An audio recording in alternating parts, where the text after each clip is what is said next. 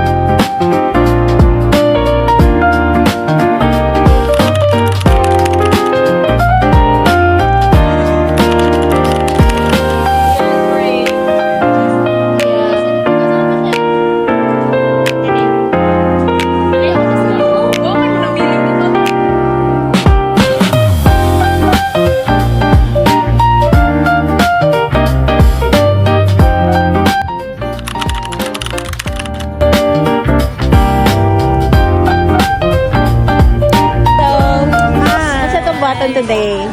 Mag-co-anchor mi sa Serbisyong Ka-Vibes. Okay. Ang syudad din sa Cebu mo ng Lapu-Lapu sis.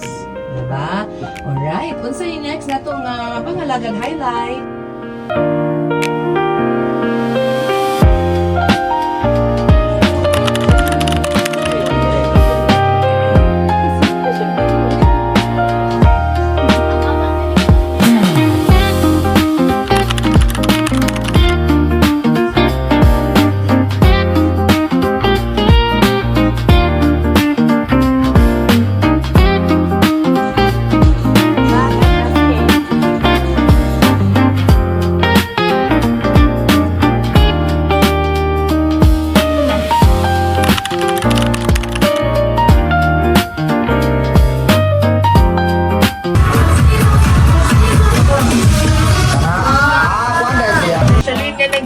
Si Madel, kamustahin mo? Dito pala yung kapatid ko. Hello, Madel!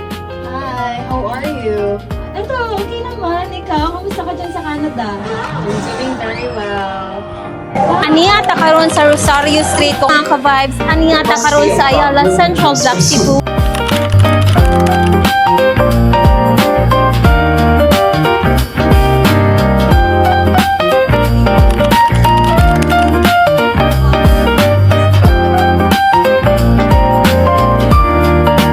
Ug mao na to mga ka-vibes, daghang salamat sa pagkuyog ug pagsubay sa among internship journey. Ako si Pearl Angelique Quintanilla. Ako si El Ramos, CITU commented sa 93.1 FM.